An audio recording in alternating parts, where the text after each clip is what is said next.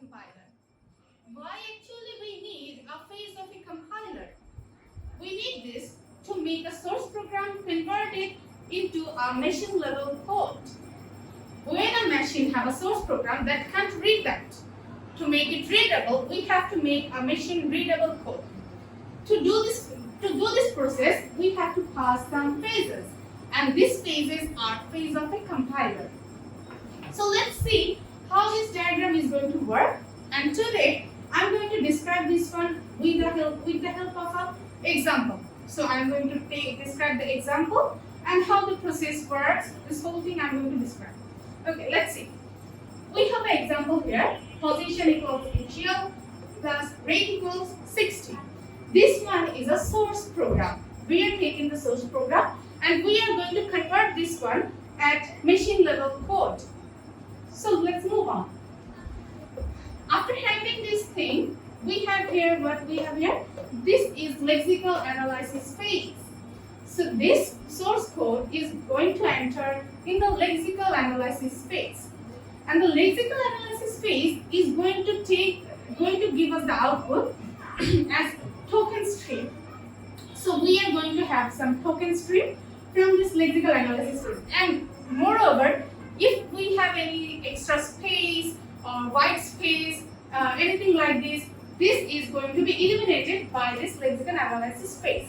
So we will have a lexical analyzer here, and the lexical analyzer will make the token stream. And here we are going to have these variables and operators. These variable and operators are going to be stored here in the symbol table management. Why that's going to be stored here? Because let's see, all phases are connected to symbol table, and from this they all can archive the variables whenever needed. So this system is going to be work as a archive system or as a database actually. Okay, let's see. We are going to put our variables here. But we have position. We have position here, initial and rate as our variable. So we are going to put here.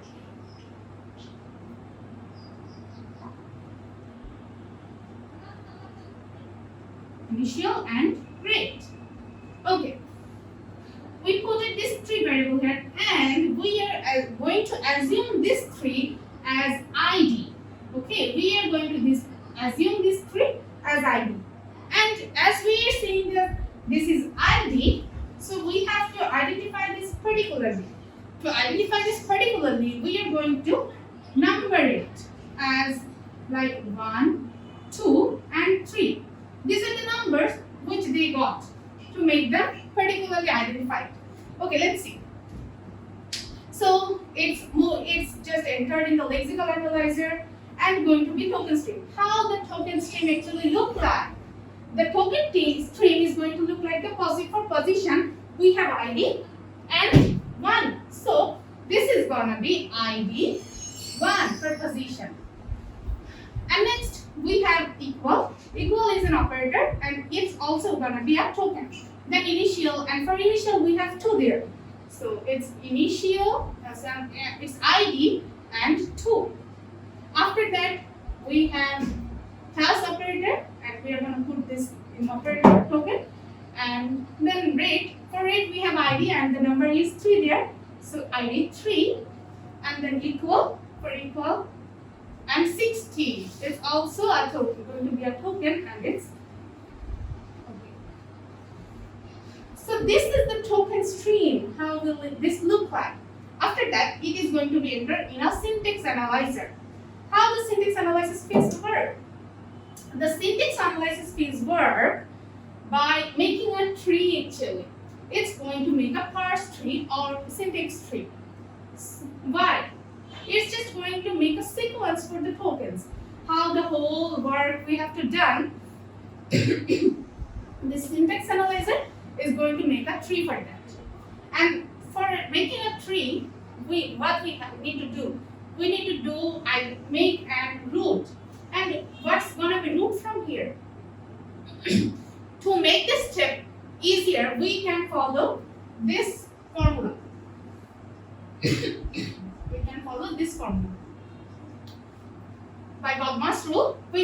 we can make a tree. So as after going to the lexical analyzing, we will have a tree. Okay, I'm going to erase this one for a little bit time and to make my work here.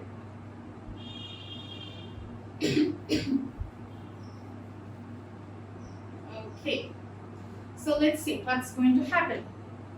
We are going to have a tree.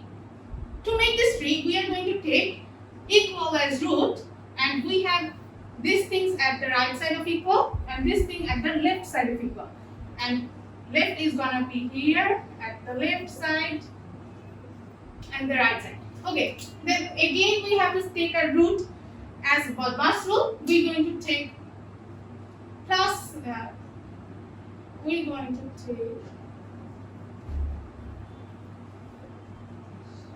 to take into to make these things. So 60 and right side ID 3. After that, the plus sign here, and after multiplying this thing, we have to add with ID 2. This after multiplication, just add with ID 2. So left side ID 2 and right side this thing. Okay, that's the tree, how it's look like. It's just a parse tree which is made by a syntax analyzer. After that, this tree is going to enter in the semantic analyzer, in the semantic analysis phase. So, the semantic analysis phase is going to do nothing but just making this tree much more efficient, or going to make this all the data type same. If we have different kind of data type, we are going to have an error. So we have to make all the data types same. We have to make this thing. So here we can see ID1 is float. ID1 is float. ID2 is also float. ID3 is also float. Okay, but here 60 is integer. So 60 is integer. But we can't have this thing. We can't have float and integer at the same thing. So either we have to change the float or integer. So if we have to change something, what should we change? Should we change the float or should we change the integer? Okay, let me describe this one. What is float? Float is like 1.01, or what is integer? Integer is just this one. If we change this float into an integer, we are going to have only 1, and this value is going to be lost. That can happen. We can change the value. We have to keep the value same and just do our operation perfectly. So we can do this thing. But if we make this integer into float, we will just make 1.00. And this is the float version of this integer. And this can be done. This is not affecting our value. So we can do this. So what we have to do? We can't turn this all chained. We just can't change this.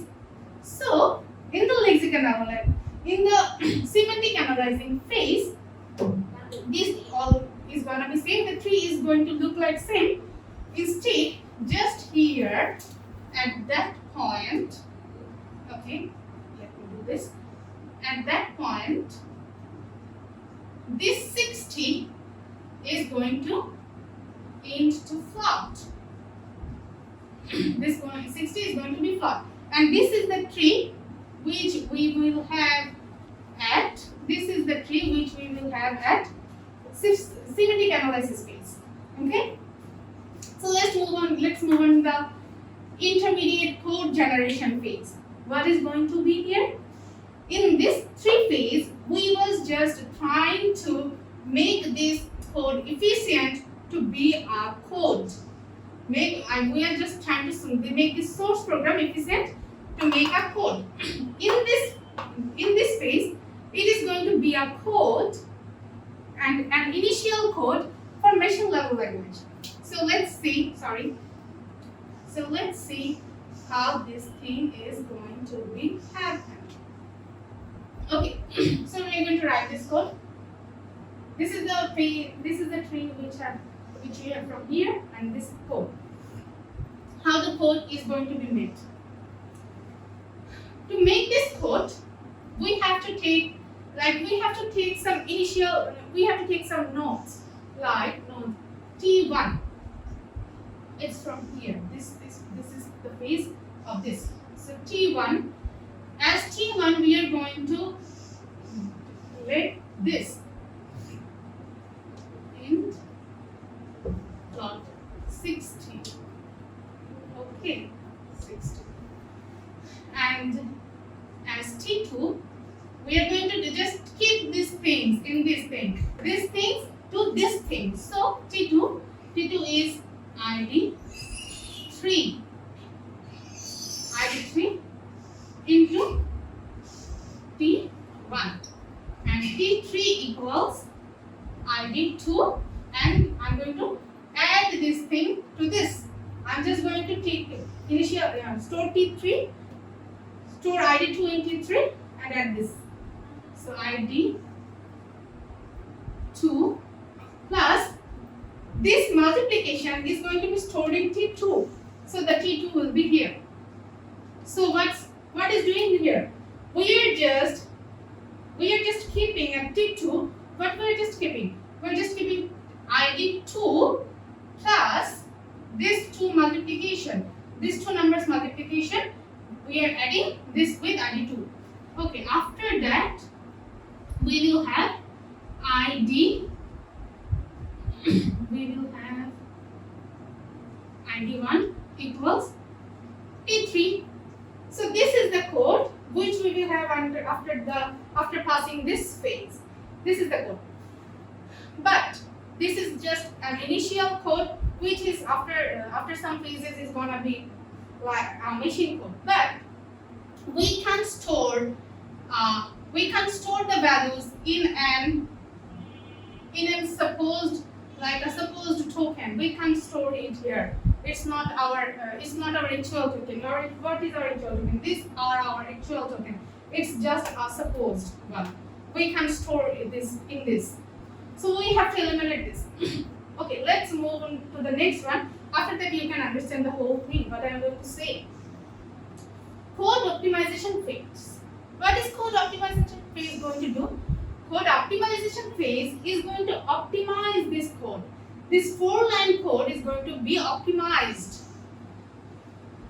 Code optimizer will eliminate some line. Why it's going to be optimized? To less the time complexity and also make it more efficient. Make it more efficient. If we optimize these lines, then time complexity will definitely less. So, how the code optimizer is going to work with this? The code optimizer is going to work like, okay, as we have T1, this one. So, T1 and ID3 into this. We can write this, right? We can write this. Why? Because ID3 into 60. We are going to just store it at T1. After that, ID1 equals ID2 plus T1. This 2-line code is going to represent the whole tree and this 4-line code. This 4-line code is just optimized into this 2-line. What we are doing here? We take ID3 into multiplication with 60 and then this multiplied answer is going to add with ID2 and after that this whole thing is equal to ID1. That's that. Okay. The code optimization phase is also done. After that, we are going to generate a code. To generate a code, maybe all of we know that how to write assembly language code, how to be written. So we are going to write a code for this thing in assembly language. Okay, I'm going to remove this to make the assembly language, to write the assembly language code. Okay. We are going to load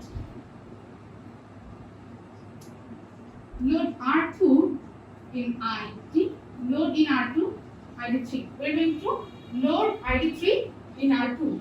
After that, multiplication.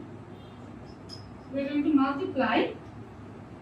We are going to multiply R2, and we are going to store in R2 and multiply R2 with 60. Okay, there we have 60, and this 60 is going to be multiplied with R3. R3, what is R3? R3 is stored in R2. And after this multiplication, the value of R2 will be changed. Here the value of R2 is ID3, but after this multiplication, the value will be R2 into 60.0. Okay. After that, again we are going to load. We are going to load ID2. We are going to take another ID2. So after that, we will add R1. We are going to store in R1, R2. So R2 add with R1 and store in R1. Add R2 with R1 and after that store in R1. After that, just store ID1. Store R1 in ID1. Okay, so we will have our actual variable. We can take a temporary variable. We can keep a temporary variable, that because the temporary variable can be lost. We are going to store the R1, the whole value in ID1. This is the assembly language code actually. But why the if? Right? Why the if? The if is because all of our variables are in float. And for float, we are just added the if. Okay? This is the whole process by which the target program in machine code is going to be generated. So what is the work of code generation phase? Code generation phase is going to make code for appropriate machine. For use, it's just going to make the code perfectly usable for the machine, understandable for the machine. Okay, we understood the whole process, how the source program comes to a lexical analysis phase and creates token stream. After creating token stream, it enters into the syntax analysis phase. Syntax analysis phase create a parse tree. After creating a parse tree, it enters in the semantic analysis phase. Semantic analysis phase is just making the parse tree more perfect and just going to typecasting the data. And after that, intermediate code generation phase is going to create an intermediate code, initial code for machine level language. After that, the code optimization phase is going to optimize the code which we have made in intermediate code generation phase. After that, code generation phase is finally going to create the code. But one thing left. What the thing is left? That is, okay. Let me remove this thing. And the thing which I didn't describe, that is, we have when I written it first time, we have a error handler here. Error handler. We have error handler here, and it's just connected to all these phases. Why the error handler is here? The reason is all phases have error handler, and if any of this phase get any error, this error handler is going to fix that in that phase. No error can go without fixing at this phase. Like debugging, we can go in another line of code without fixing the previous one. So if we get any problem in this, then we have to fix here, and then we can go there. And if we get any problem here, after fixing this, we can go there. So we have to fix code problems, errors in which phase we make with it. That the error handler's work is that. So I explained the whole thing. the phase of a compiler, how the phase is working, and how symbol table management works, and how the error handler works. Thank you for staying with me. Okay, good luck for the next class.